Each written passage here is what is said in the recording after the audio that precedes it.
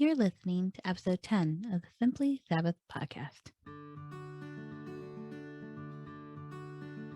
Rest doesn't have to be a 4-letter word. If you feel like you're about to break from exhaustion, let me invite you to Simply Sabbath, a podcast for the burnt out Christian mom who longs to get back to the core of who she is and to reclaim the deep joy and stabilizing peace Jesus has for her in her everyday, without the mom guilt that often accompanies self-care practices. Hi, my name is Rachel Fehrenbach, and I help busy moms just like you add a simple, rest-filled family Sabbath to their week so they can experience a refueling that gives them exactly what they need to live the life that God has called them to. I'm so glad you've joined me today. Let's get to it.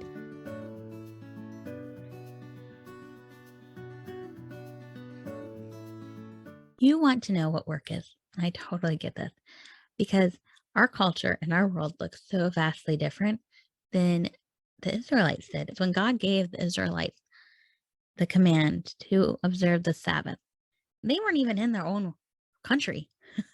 They were just beginning to establish the nation of Israel and the culture and all things that would follow with observing the Sabbath. They were still in the wilderness. And so, what exactly does work look like now when we're not in a wilderness, when we're not in a culture that collectively Sabbaths together? What does it look like for the stay-at-home mom who doesn't leave and goes to her 9 to 5? What does it look like from the work from home mom who has to create some boundary in her home because she also doesn't leave for 9 to 5? What does it look like for the mom who does leave for her 9 to 5, but she comes home and has to be mom still? What is work? We have so many things as moms, and it can be really frustrating because some of it feels like we can't stop it. Some of it feels like we can't put it down. So how can we stop? How can we take a Sabbath when we're not even really sure what we're supposed to be Sabbathing from? My understanding of what work is has evolved as I've practiced Sabbath. I now know when I'm working. I now know when it's something that's life giving to me, when something is joyful, and when something is work, when something is my striving. It's taken me a long time to get to there. And so if you don't know exactly what you're supposed to be ceasing from yet, just give it time, first of all. We'll talk a little bit more in a few minutes about a little bit more of a guideline for what that means. But for right now, I want to encourage you not to feel the pressure to define exactly what it is that you're ceasing from. Because as you Sabbath week after week, you will find that that becomes clearer and clearer for you. That the ways in which you work, the ways in which you strive, the ways in which you aim to be productive look slightly different from your neighbor. And so you worry more about being attentive to the way that you're moving through that space of rest. I think that we all know that we need to rest, but we're not sure what to rest from. And that's why we ask what counts as work. We want a to cease list, like what should I stop doing in order to rest?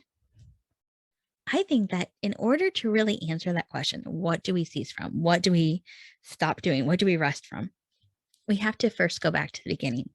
So in Genesis 1:31 through Genesis chapter 2, verse 4, it said, God looked over everything he had made. It was so good, so very good. It was evening, it was morning, day 6.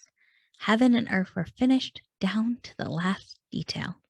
By the seventh day, God had finished his work. On the seventh day, he rested from all of his work. God blessed the seventh day. He made it a holy day because on that day he rested from his work, all the creating God had done.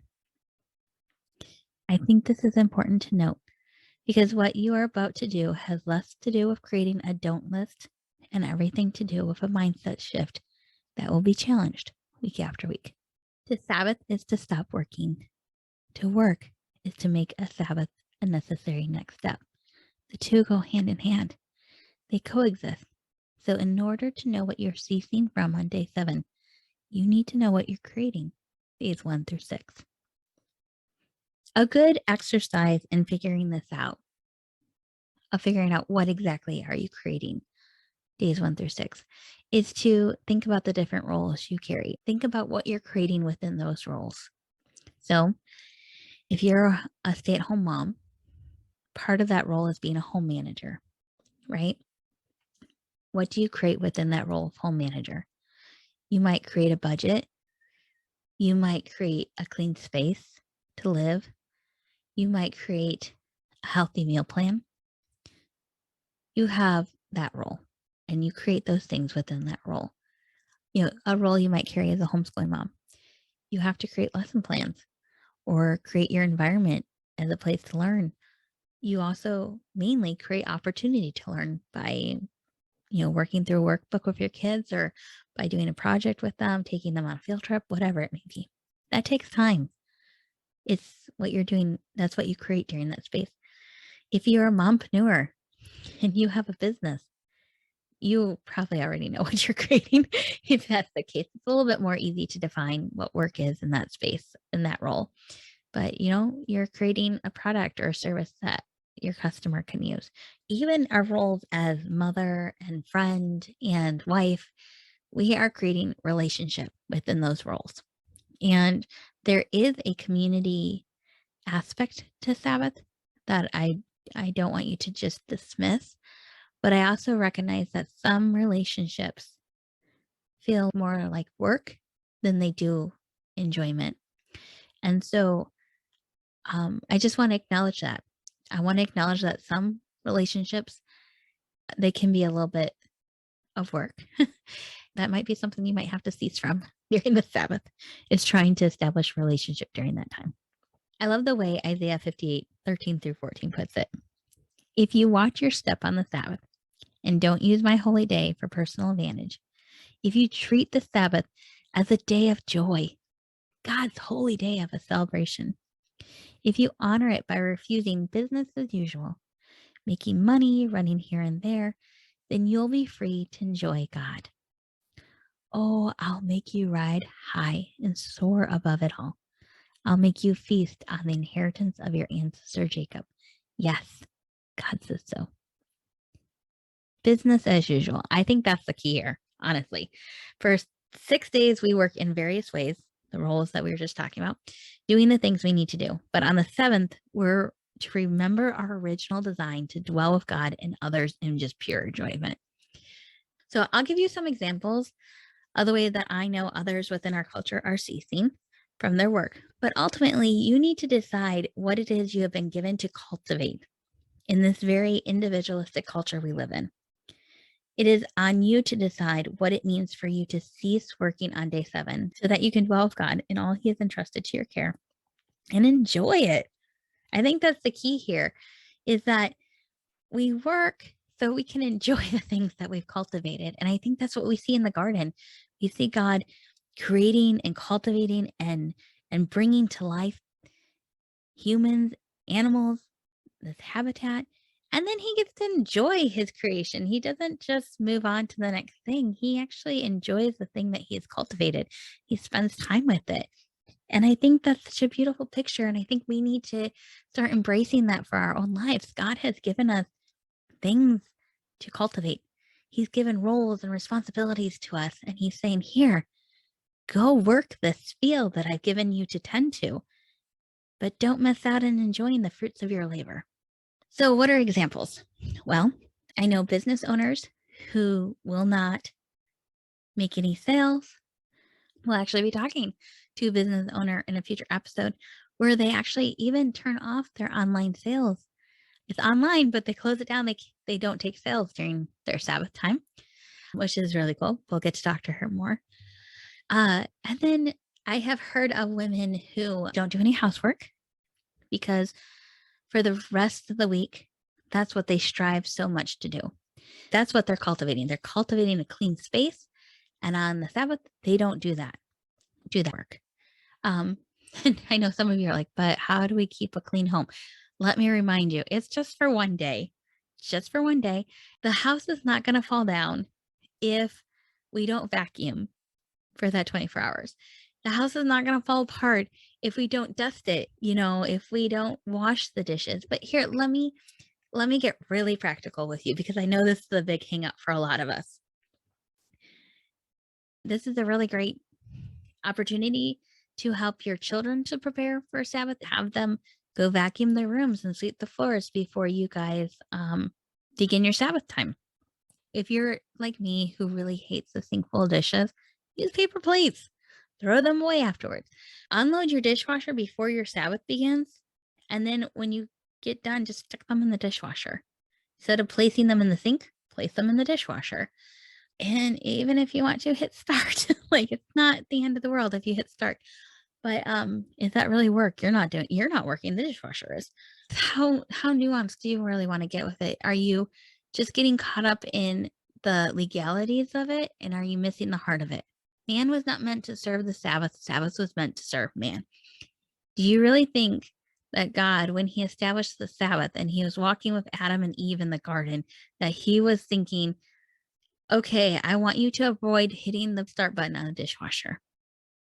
Or was he really wanting us to remove distraction from enjoying the things that we have cultivated throughout the week? I want you guys to understand that, like, this is not something to get so hung up on. If like milk spills on the table, you're like, I can't wipe it up because that would be working. No, it's kind of that whole, like, donkey falls in a well on Sabbath, you pull them out of the well, right? It's the same thing. Like, if there's something catastrophic that happens in your home, you're going to take care of it. But at the end of the day, the idea is to remove the distraction from enjoying the thing that you cultivated throughout the week. So I'll get off my soapbox now. I think I've given you maybe a couple of things to consider with the housework one. Homeschooling mom. So, and this one's a little bit easier because we typically only do school Monday through Friday, but you homeschool moms, I know you're lesson planning, you're preparing for the week, often on the weekends. So here's what I would encourage you to do. I would encourage you to really hold fast to that day of rest rule, and do not create lesson plans. Do not prepare on the Sabbath. It is only one day. You can use the next day to do it. Okay. Some of my friends, they're introverted and they need that downtime from being on in the world, cultivating relationships, cultivating, customer service or whatever it is in the industries that they work in. And so they kind of put a hard, fast rule on Sabbath as being just their family. And that's okay. It's what do you need? What are the roles you carry? What are the responsibilities you carry? What do you create in those spaces? And how can you rest from them in a way that refreshes and refuels you? That's really what the heart of this is. How can you enjoy the things that you've cultivated throughout the week? Some people have asked, like, is something like gardening, is that work? For some of us, that's work. For others of us, that brings so much enjoyment. And it's not anything that they've worked on throughout the week. They're not gardening to feed their families, or they're not gardening to survive. It's not a job. It's just something that they enjoy doing. I think it's the same as reading or painting or things like that. I used to write on the Sabbath. That's what I used to do for fun. And now I don't. I don't write on the Sabbath because I spend so much time writing throughout the rest of the week. So since that's the role I carry right now as writer, I work on that throughout the week, I don't do that on the Sabbath. I hope this is kind of a jumping off point for you as you explore what should be on your to cease list. That's what I call my do not work on the Sabbath in these ways list. It's my to cease list. So you might want to develop one for yourself. What roles do you have? What things do you create in those roles? What do you need to Sabbath from in order to enjoy the fruits of your labor? So I will leave you with this question. Ask yourself, which area of work in my life do I need to learn to simply dwell in for one day? I'll see you next time. Hey, I just want to say thank you for joining me for today's conversation. I know many things demand your attention, and I don't take lightly the privilege it is to share your time. I want to make things as easy and simple for you, so I've linked to all the resources mentioned in the episode in the show notes. And you can always find the links and more helpful information on my website, www.rachelfehrenbach.com. As we say our goodbye, let me remind you that what we're talking about in this podcast is not just another thing to add to your to-do list. This is not another expectation for you to live up to. It is a gift outstretched from the hand of your Creator, an invitation to press pause on walking alongside Jesus in all the things He's called you to do, and instead sit down across from Him and just be with Him. It is an invitation to simply Sabbath.